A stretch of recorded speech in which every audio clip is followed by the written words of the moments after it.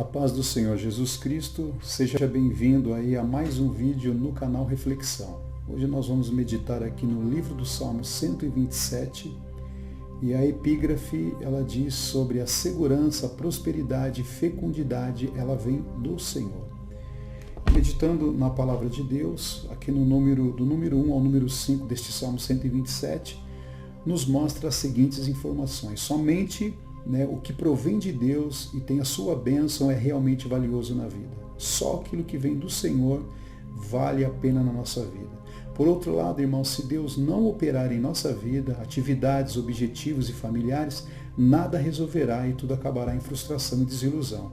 Ou seja, sem Deus não temos aí uma direção, um resultado satisfatório. Não temos direção e não temos resultado satisfatório.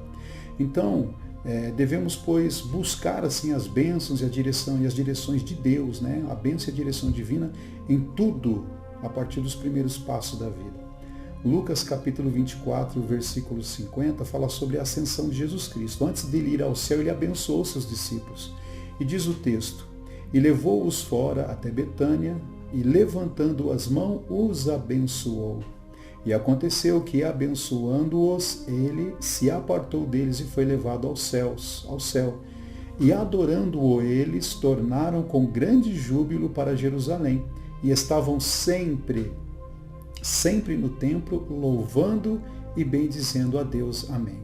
Então nós vemos aqui que tudo que vem do Senhor, as bênçãos do Senhor, ela tem uma grande valia na nossa vida, muito mais do que ouro e do que prata. Então, com certeza, devemos assim buscar as bênçãos, a direção divina e em tudo, irmãos, a partir dos primeiros passos da vida. Confessamos a Jesus, eu digo que nós temos uma nova vida, somos nova criatura. A partir desse momento, realmente, nós temos aí uma direção divina, que não, a alegria que vai vir do Senhor não é sobre ouro, prata, sobre bens materiais, é a paz interior. É você colocar a cabeça no travesseiro e dormir, é você ter sabedoria do alto para enfrentar as adversidades dessa vida. Ainda no número 1 deste salmo, do Salmo 127, diz que se o Senhor não edificar a casa, em vão trabalham os que edificam. Amém?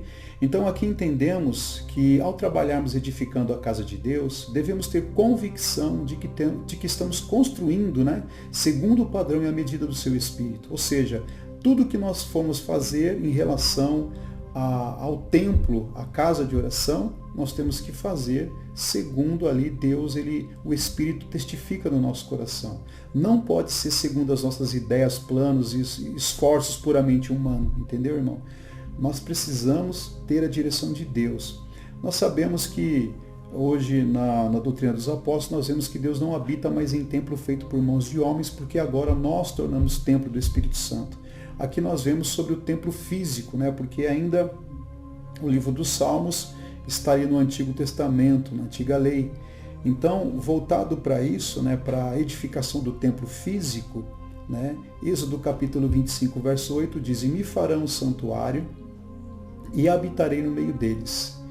Verso 9, conforme tudo o que eu te mostrar para modelo do tabernáculo e para modelo de todos os seus móveis, assim mesmo fareis.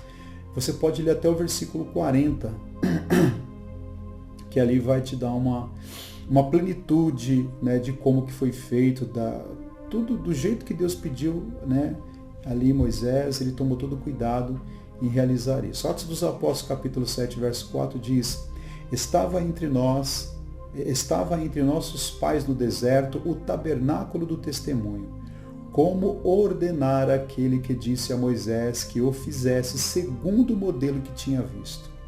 Então hoje no Novo Testamento, nosso corpo ele é templo do Espírito Santo. Amém?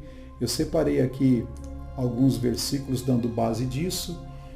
Atos dos Apóstolos, capítulo 17, versículo 24, ele diz assim, o Deus que fez o mundo e tudo o que nele há, sendo o Senhor dos céus e da terra, não habita em templo feito por mãos de homens. Atos dos Apóstolos, capítulo 7, versículo 48, diz, mas o Altíssimo não habita em templos feitos por mãos de homens, como diz o profeta. Primeira carta aos Coríntios, capítulo 3, verso 16, não sabeis vós que sois templos de Deus e que o Espírito de Deus habita em vós? Somos templo do Espírito Santo. Mateus capítulo 23, verso 21. E o que jurar pelo templo, jura por ele e por aquele que nele habita. Amém? E primeira carta aos Coríntios, capítulo 6, verso 19, ou não sabeis que vosso corpo é templo do Espírito Santo, que habita em vós, por proveniente de Deus, e que não sois de vós mesmos. E para finalizar, Marcos capítulo 14, verso 58, não ouvimos lhe dizer, eu derrubarei este templo, construído por mãos de homens, e em 3 dias edificarei outro, não feito por mãos de homens. Ou seja, a partir do momento que Jesus morreu na cruz do Calvário, e eu e você o recebemos como Senhor e Salvador da nossa vida, passamos agora a ser templo, morada do Espírito Santo de Deus. Ok? Então cuide do teu corpo. O que você está fazendo com o teu corpo? Teu corpo é templo do Espírito Santo. Nós vamos ali na casa de oração, né, naquela casinha de tijolo, algumas bonitas, outras mais humildes, né, e nos reunimos ali a igreja de Cristo. O verdadeiro templo de Cristo está ali, que é a igreja do Senhor, onde Ele habita, que sou eu, que é você, e ali nos alegramos e ali, né, adoramos o nome do Senhor. Então, no número 2 ainda desse salmo, ele diz que, pois assim dá Ele aos teus amados o sono. Então, com certeza, irmãos, é da vontade de Deus que nós tenhamos um sono tranquilo e uma vida livre de ansiedade. E nós vemos isso no Evangelho que segundo escreveu Mateus capítulo 6, verso 25, que diz, por isso vos digo, não andeis cuidadosos quanto à vossa vida, pelo que haveis de comer ou pelo que haveis de beber, e nem quanto ao vosso corpo, pelo que haveis de vestir. Não é a vida mais do que o mantimento e o corpo mais do que a vestimenta? Não vos inquieteis, pois, pelo dia de amanhã, porque o dia de amanhã cuidará de si mesmo. Basta cada dia o seu mal. Louvado e engrandecido é o nome santo do Senhor. Em Filipenses capítulo 4, verso 6, também nos traz ali uma doutrina. Sejais inquietos por coisa alguma, antes as vossas petições sejam em tudo conhecidas diante de Deus pela oração, súplicas com ações de graça, com ação de graças. Então, irmãos, para que nós venhamos ter aí as nossas necessidades supridas segundo a vontade de Deus, é necessário oração, súplicas, ação de graças, jejum, amém?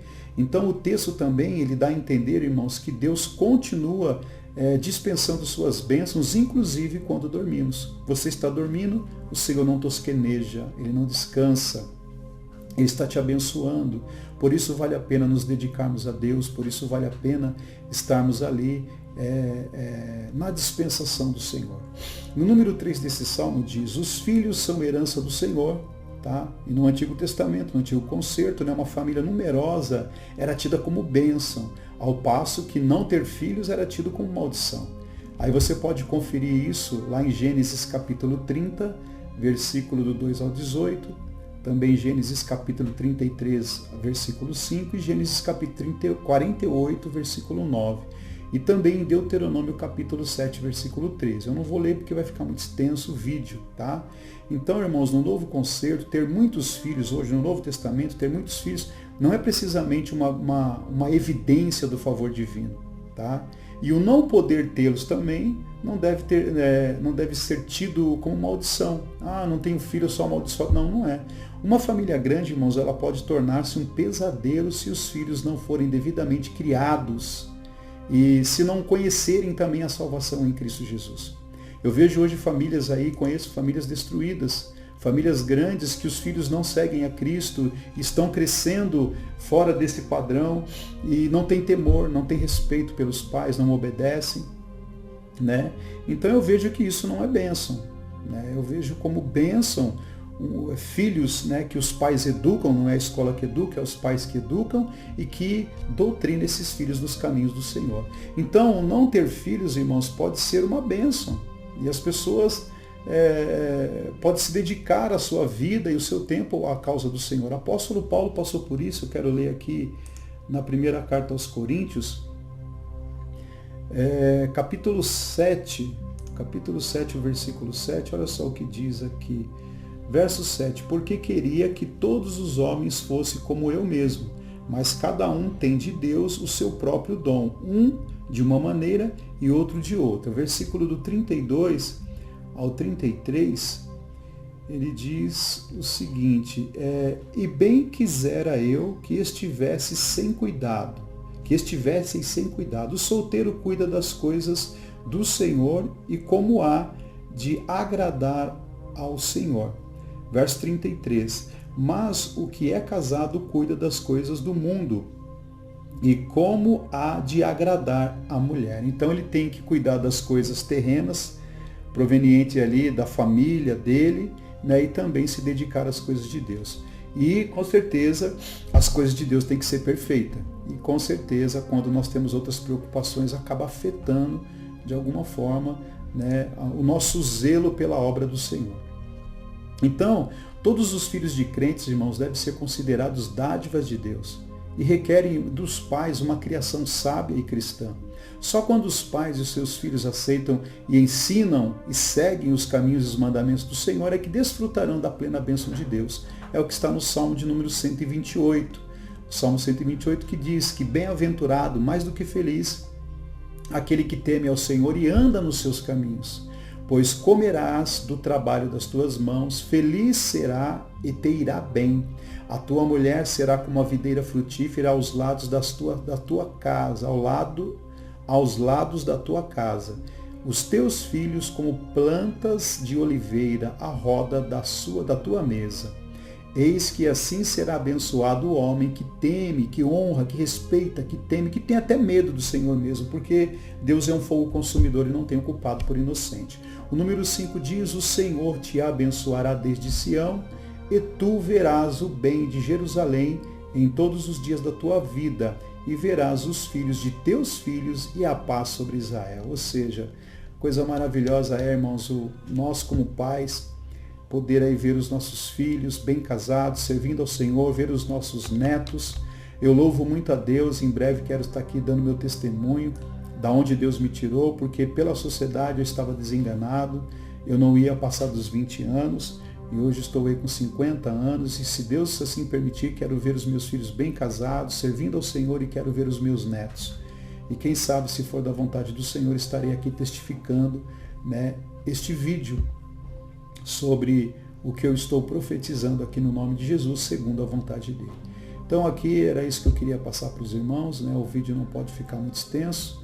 Quero agradecer aos amados e que Deus os abençoe no santo nome de Jesus Cristo. Amém, irmãos? A paz do Senhor.